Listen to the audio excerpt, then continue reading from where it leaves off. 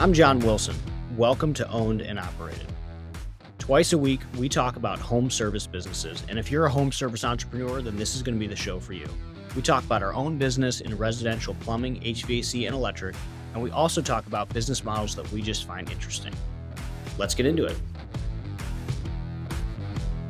If you like what we talk about on our social media, on Twitter, on this podcast, then you should be signed up for our newsletter. Go to ownedandoperated.com, where every Friday we break down our business, we break down insights, things we're learning, things we're working on, and it's good stuff. Check it out, ownedandoperated.com. Welcome back to Owned and Operated. What's going on, John? Dude, back from the Mich. Yeah. Last time we talked, I was Michiganing it up, and I'm back at it now. John is back. Feeling okay. In high def. Feeling everyone. okay. The HD. Yeah, HD. But yeah, no, I'm doing good. We've got some wins and we've got some bummers. I'll do the bummers first. Yeah. July started insane and ended weak. So that's a bummer. It started so insane that we still set an all-time revenue record. But it ended it didn't end depressing. It's just it didn't end strong. So we're doing fine. We're doing fine. It's just aggravating because July is usually peak of peak. John, you're so fun to talk to on these podcasts because I think that you ride this high wave quite often. And so your low wave, your bummers are still other people's dreams where they're made of. Yeah. So I get that you have a more overhead and stuff, but July was still above 2 million a month. Exactly. for perspective. But we had expected, so we missed budget, right? So we expected 2.3 and we're going to land at 2.1. So we're still excited, but we thought we would do better. Yeah, that's always hard. Bunch of different things that add into that. Was there any, not to call anybody out, but was there any department that led or lagged that? Not really.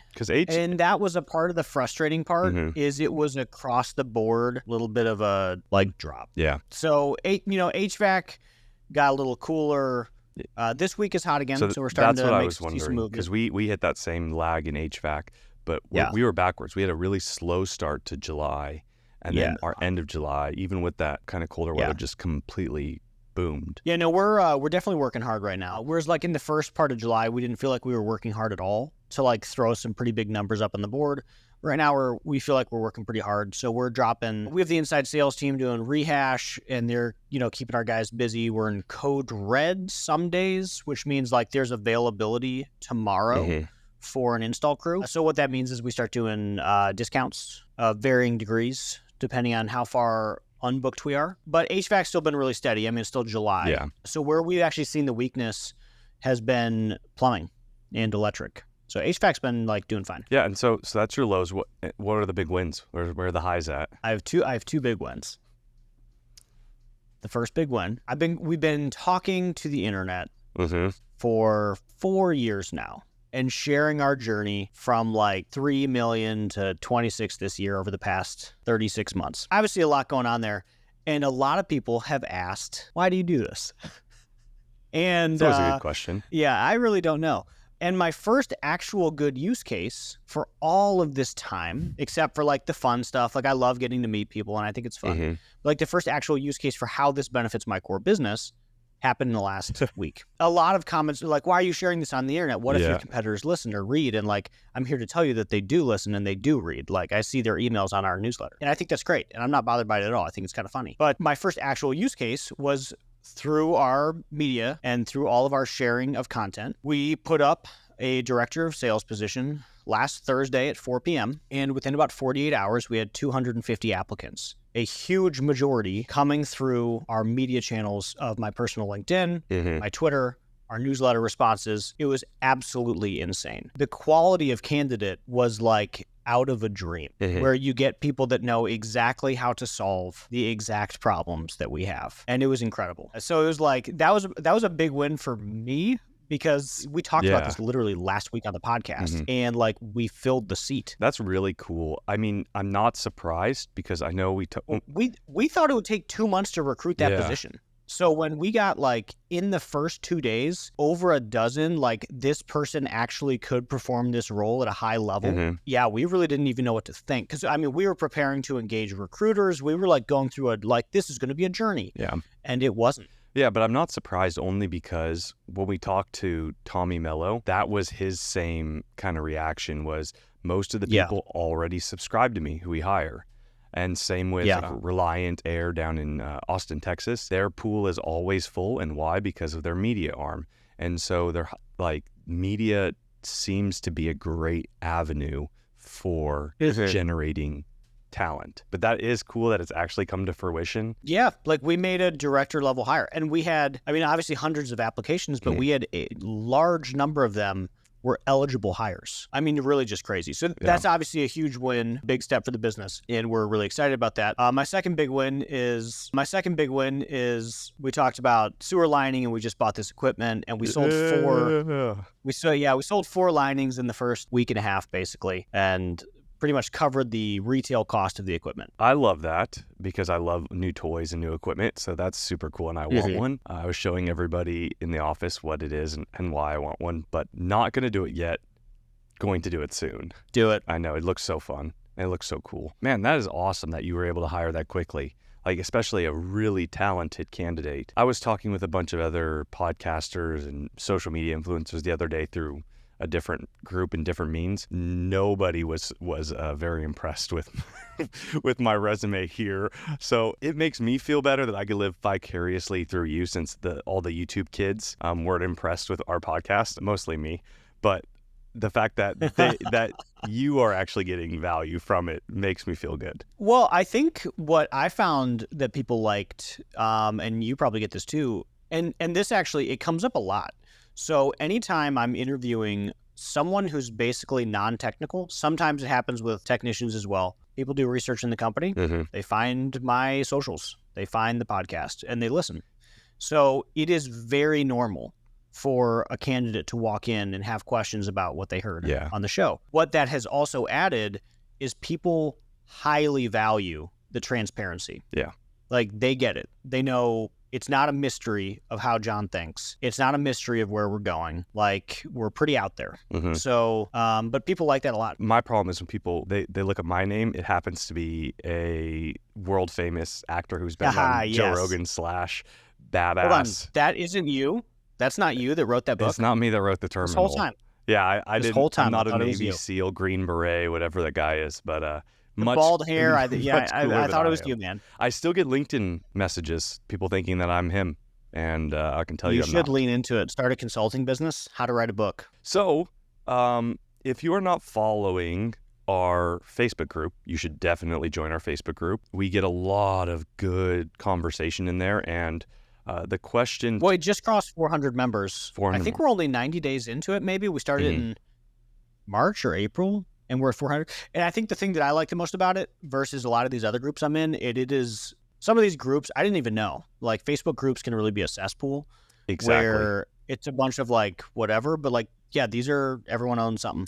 Everyone owns a plumbing company, HVAC company. And there's no, like, I've been reading through it. We have very little, I shouldn't say no, but very little kind of that self-solicitation or anything like that. Like, it legitimately is a good group where you can ask questions and get actual answers from other business owners who are your size, smaller, bigger. It's been super helpful. So yeah, it's been super helpful. We get this question a lot, and I want to dive back into it. We touch base with it in the workshop. I mean, we spend a whole day talking about this in the workshop, guys. That's our our big point right here. Shameless plug. Shameless plug. Thank you. And the question came. I mean, you guys can go look up who it's from if you're in the group, but I'm not going to blast him.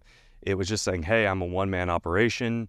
My biggest issue right now is getting the phones to ring, and we all run into it. It's at some point in our career, whether it's, hey, we hired too many people, now we don't have enough jobs, it's shoulder season, da-da-da-da-da. So I want to talk today about leads and how and when and where we should really be focusing marketing and how to drive just making the phone ring. Do you have anywhere specifically you want to start, John, or at least the 0 to 1 million, what you think? I think I'll give like a quick philosophy. On one hand, it's easier to drive leads for a one-man business than a bigger business because all you need is 2 or 3 leads. So that is a manageable number. So one of the things that we care about the most in our business is capacity. And we think about Like a lot of our time is spent trying to resolve capacity constraints. And that capacity constraint could be number of call takers for our inbound calls or number of installers for our sold work. Or so almost every different part of the business has like this new constraint that prevents it from growing.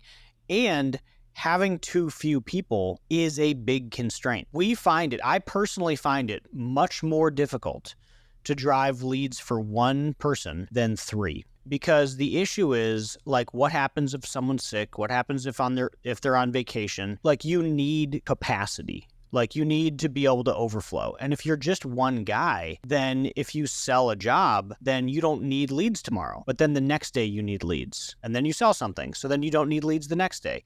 And it's the on-off switch of leads that makes it complicated. Because if you just needed 3 leads a day, that's actually kind of an easy problem to solve. The different things to do there. It's the ebb and flow of like, oh, I sold something, now I'm busy, now I don't need leads. I think that's now I do need leads, point now I to don't start, need leads. because especially in HVAC, right, you naturally have that ebb and flow, but people aren't waiting 2 to 3 days. If you have an install, they're not waiting 2 days for you to get out there to do service work.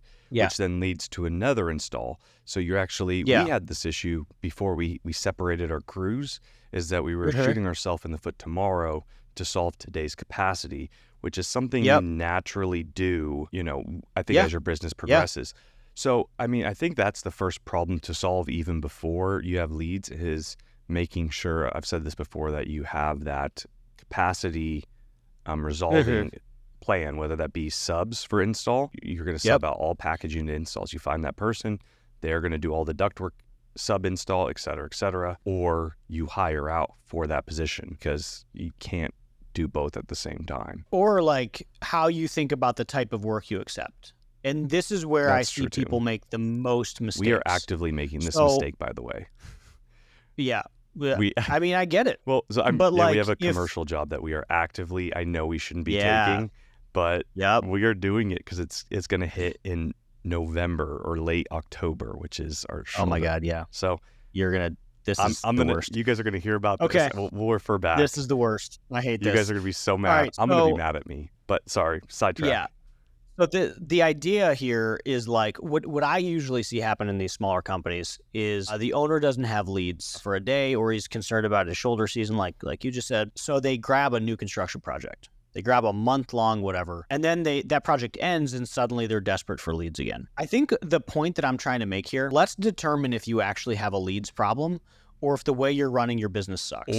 Because like those are 2 different problems. Exactly. Or there's a sales problem, which we have sometimes in our business, is that you don't have a leads problem, you have a closing problem, right? You get 3 calls a day, but you're not closing those businesses, you're not flipping those leads, you're not elongating that work cycle, if you will.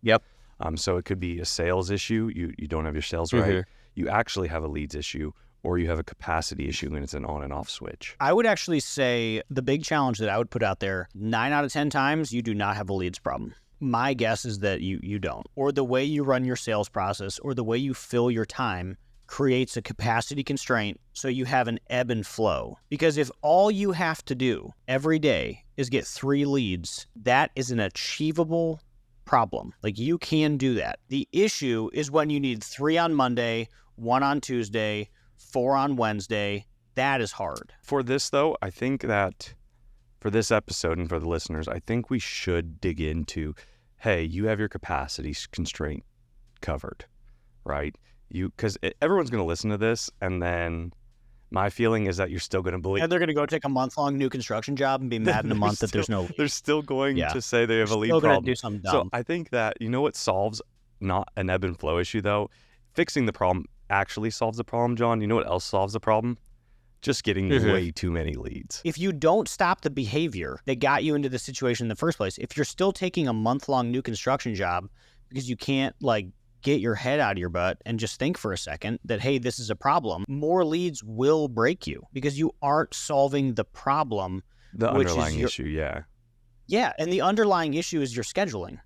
That's it. Because anyone can find 4 leads a day. And the answer is honestly really easy. If you have 4 slots a day, you go on Facebook you join every Facebook group, you go on Nextdoor, you join every group. There's even softwares that aggregate it for you. You just get 4 leads a day. You can hire someone in the Philippines to comment back, send your schedule. I'll be there in an hour. Like, you don't even need Google. Like, it is so easy to get 4 leads a day as long as that's what you actually need. Are you currently dumping money into the PPC pit of despair? Well, that's how I used to feel before I started working with service scalers. I would waste money with 2, 3, 4 other agencies. Then I started working with service scalers and they were able to drive meaningful leads in my business. And now it's one of our cheapest paid lead generation platforms.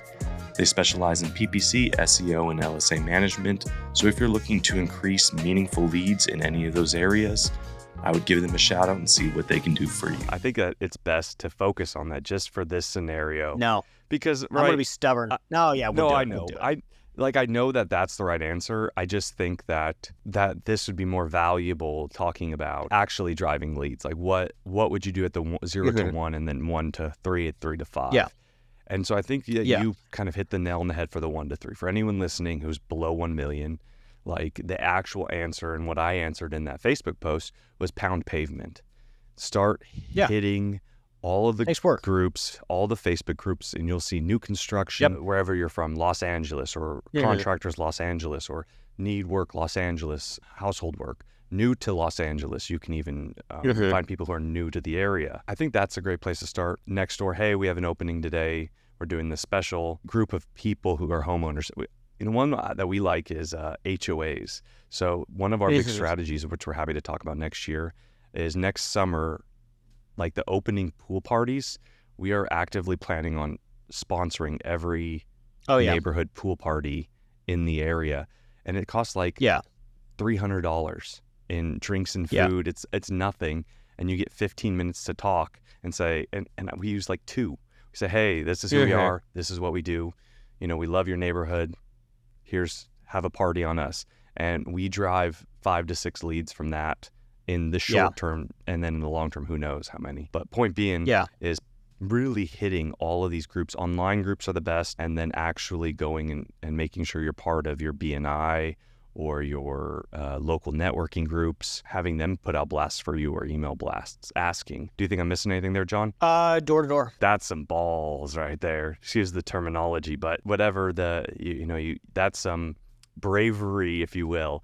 I mean, that's like... Well, I mean, bravery or bankruptcy, which would you prefer? I fully agree. I've told the people I will stand on the corner with a sign that says, need service door to work door today. Here's my sign. Call this number. Like I'm not above it. The people who will actually do that, they have burned. That's the true sign of actually burning the ships, is if you will go personally door to door knock for business. I mean, it works. So like, have you ever done it? Like personally? Yeah.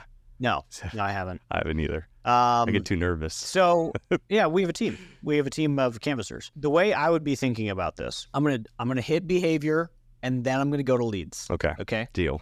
Because I feel like I really need to drive this point home. It would be better to be not busy at all and available to take a good call than locked up on a big new construction project that takes a week, 2 weeks, a month, and not have the ability to drive the business forward.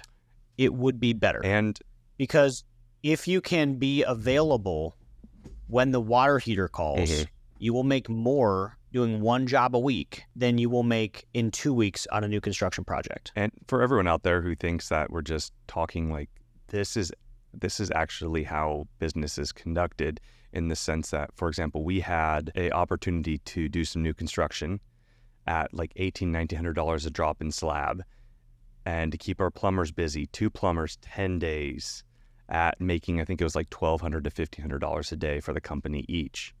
We turned it down. Yeah. We said no, because I can't lock up 2 of my install plumbers for 10 days. It's just not going to happen, because that's a water heater will cover that, right? They should be installing $6,000 to $7,000 a day and work. A tankless would almost, take that whole week for one plumber. So you can't it's guaranteed work, and it's guaranteed work from an aspect of, hey, this is great. This is work. This is a call. The phones are ringing. But realistically, if you can get the phones to ring for a better call, it's worth it. Yeah, you'll really move the needle.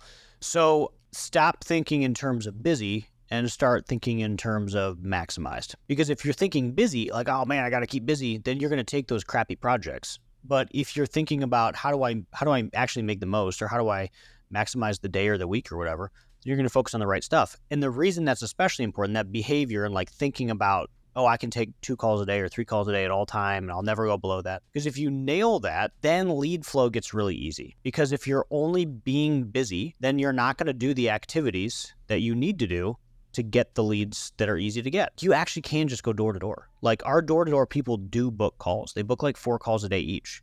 So if all you need is 4 calls, then like you could do that. You could book 4 or 5 calls a day from Facebook groups. But like you need the time to do it. And if all your time is going into like bad paying projects or long-term projects, it's not going to work. So one of the rules that we use is 1-day projects only. And that's a really important rule for us. Now, sometimes we break it. We'll do some multi-head mini split systems, and those will take a couple days. But we don't want to be booked out. Being booked out is a bad thing, because that means we don't have available capacity to take demand calls, and all of our profit is made in demand calls. And that doesn't change if you're a one-man show or a 100-man show. All your profit's made in demand calls. So you have to be available for when those demand calls come in. So like you don't take on projects that are more than a day.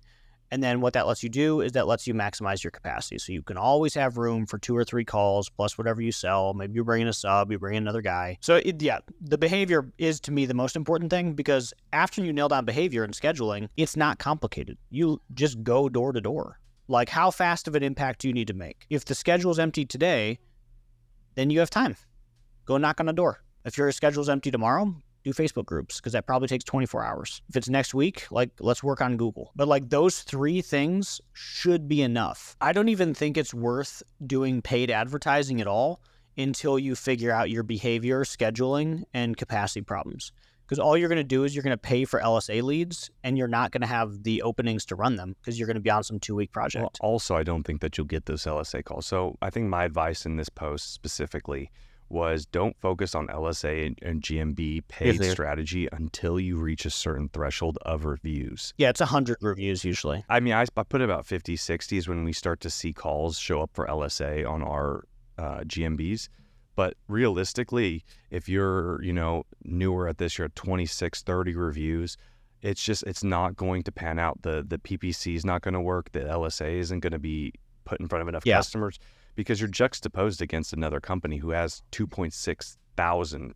Right. And from you might get the occasional person who wants to use a small company, but most of the time people have the same psychological patterns of picking, above a certain threshold. Yeah, they'll get to me faster. So they'll get to me faster, better service, but they probably have a higher price. So it's really focusing. What you have as a benefit going on for you at the moment is that you have the ability to pound the pavement and be outside and be with your customers and have that personal relationship.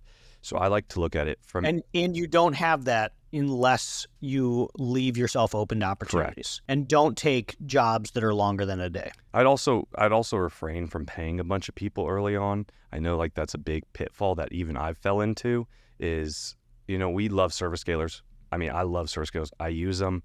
We just actually doubled our ad spend with them. Okay. Yeah, buddy. And so like we're super happy with service scalers. That being said, I wouldn't use service scalers at, one person. Well, at a one-man shop, you really can't, because it's exactly like I was just talking to Sam Preston from Service Scalers the other day, and like his comment was, he's like, dude, July is a crazy month for us. And I was like, why? He's like, because all of the small guys pause their ads because they don't have capacity, because they took dumb projects, or they're doing big multi-days, or they're doing whatever. It's an on-off thing. And like lead flow is really hard to get right when it's off, on, off, on, off, on. Like we don't turn our advertising off. It just doesn't go off. Because then we just never have to think about it. Like we know we're going to do it, and if we have leads, then we're going to hire people. And that's why I don't even think people should really touch paid for a while, is because you need to nail down scheduling and capacity. Like marketing works, paid marketing works. So like what's going to happen when it works?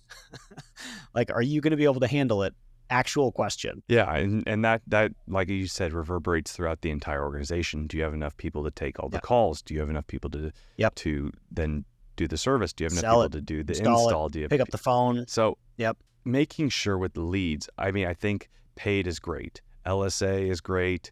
PPC is great. Making sure you have 50 to 100 reviews prior. Yeah. And you also need that review kind of continuous lead flow after you hit 100 reviews. You can't stop there because there's strategies involved with the LSA link, with the GMB link. And so making sure that you have enough work and enough calls and you have your review strategy down on how are we generating reviews. So there's a lot of nuance behind that you really need to get locked in before you start paying for that. What do you think about SEO early on? I mean, I think you should do it. Like, SEO takes time. That's where I'm at. So, like, the sooner, the better. I wouldn't dump a ton into it, but definitely get the ball rolling. Yeah, like, it's a $2,000 to $4,000 a month thing, and it's whatever you've got the capacity to do, and do it as early as you can. Yeah, that's good advice. And then don't turn it off. SEO is just like, it's a car payment. Like, you don't want to turn it off. I was gonna say like a snowball, just over time it just generates and generates. Well, that too, but it's just one of those, like, I don't see that as an expense to mess with. Yeah. And the big advice there is just be really cautious of who you use. Like, I was just talking to someone the other day, and like Scorpion's SEO package is still like 1 or 2 articles a month for the same price I was paying like 7 years ago. And I just think that's so insane for the amount of like content you can create more efficiently. But like 1 or 2 posts a month just doesn't do anything. Like, it's wild to me that that's still an offering. Well, it's also the realization that you have to compete with people who are generating significantly more than that. Yeah. Especially with AI and help like that. Dozens or hundreds or thousands of pages a month. So we have initial 0 to 1 really focusing on kind of groups, personalization, getting your mentality, your behavior correct. Once you get past that 1, you can start, mostly based on reviews, but you can start doing some paid. LSA is great, right? Set and forget. 2 to 3 calls depending on demand, a week, whatever it is. Starting PPC, when do you recommend starting to push into paid branding advertising? So I view that as like Facebook, TikTok, like TV, radio. Late. I got a peek under the hood. Small to mid-size firm. Last week, 10% of revenue on marketing and shrinking. And I was like, that's weird. Super weird. Let's dive into that. A bunch of it was like branding activities, billboards. I'm sure there was some TV in there. Like, what you need is leads. You could argue you don't even have a brand below a certain number. I mean, your brand identity and the amount that you're actually out in the market is so little comparatively that your brand it just doesn't exist. Like, it's not an actual thing. And so to waste money on branding really is low value. I think so too. I think brand becomes really important up north of like $10 million. I think up to that point, and even that's a stretch. So if you look at like weight of ad spend, a conventional metric used to be like 50-50 digital to like traditional. And I think now it should be like 70% digital, 30% traditional, and that's at 10 million. And like below that, I think it should be like 90% digital. Like, we're messing around with mailers, and so far it's broken evens. So we've been like, meh with it, but it's a big investment. It cost me $20,000 a month. I can't imagine someone, and the same as billboards, like the company that I referenced, I see their billboards everywhere. I'm like, what are you doing? I can't even fathom what you think you're doing at your size doing billboards instead of just a lead generating activity. Almost every company on billboards that I see, there's only one that's north of 10 million. Everyone else is like 4 to 5 or even smaller. And I'm like literally, what are you doing? Why? That's like $80,000 a year going nowhere. No, I fully agree. I mean, I have done a billboard before, not for the business, but for business acquisition. I had 1 call to that billboard. Like, it just didn't generate what people think it's going to generate. I also did TV. See, I've made these mistakes, and that TV didn't generate a single call. And you could argue, hey, anybody who saw that, nobody remembers that ad. It was a good, quirky little funny ad. Maybe a few people do, but not to a point where it's actually driving actual revenue to the point that I had to, like, in return for my spend. Because that's the thing, right? It's all ROI based, and there's just so little ROI on that specific activity. Well, and it takes forever. And Yeah. like, it needs to be well thought out. We're getting ready to do probably 20% of our marketing budget will go towards branded activities. But that's all one continuous campaign. So like the billboards are going to say the same thing and steal images from what we're putting on TV. The radio is like basically the same TV ad. We're running the same thing on socials. We have a brand of it on mailers. And like, that's when it starts to make sense. Yeah. When it's one big thing. But you putting your name up on a billboard for a highway of 50,000 people passing a day, just your name, like that doesn't do anything for anybody. Just a big waste of money. Figure out how to spend it digitally. Fully agree. Google is king, unfortunately. But what do you think about new owners, smaller companies utilizing like Thumbtack, Angie's, kind of these aggregators? Yeah. Think it's a good idea? Yeah. I think that the most important thing you can be doing as a small company is worrying about the leads today and leaving open capacity. So like Thumbtack, that's leads today. Angie, maybe. Door knocking, yes. Facebook groups, yes. Like, what can I do today? Because you really can't run a paid campaign when it's just you. Like, that's really hard, I think. You just need more people to be able to put ads. Awesome. I think that hit all my books. Any other notes on lead generation that you're willing to share with us? The easier thing is get bigger. And I'm like barely joking about that because I think that sounds hard, but it's actually easier. It is easier to drive leads for 10 plumbers than one. That's just more money. That's an easy problem as long as it's paying for itself. Definitely, getting bigger is always the option. We have grown so quickly that we have a bunch of different issues. But it's not leads, thank goodness. I mean, we did go into Code Red here. We still do occasionally, like yourself. We have such a large customer list now that we just call and text and fill schedule. So that's a win. Well, thank you for listening to this episode. John, you want to send us out? Yeah, let's take it home. First off, check out the Facebook group. It is a lot of fun. Having over 400 people that are like home service business owners is pretty cool. I like that a lot. And it's Plumbing, HVAC, Electrical Growth, hosted by Owned and Operated. Make sure you check out ownedandoperated.com for all the goings-ons. I mean, YouTube channels popping. I think we'll cross 1,000 subs in the next like month, which is like wild to me. Tell your friends. So that's a lot of fun. Tell your friends. That's a lot of fun. And make sure you check out the workshop, 10th to the 12th. Awesome, guys. We're going to have a lot of fun. Thank you all. Thanks for tuning in to Owned and Operated, the podcast for home service entrepreneurs. If you enjoyed today's episode, please hit the like button and subscribe to the podcast. If you have any questions or topics you'd like us to cover, feel free to reach out. You can find me on Twitter at @WilsonCompanies. I'll see you next time.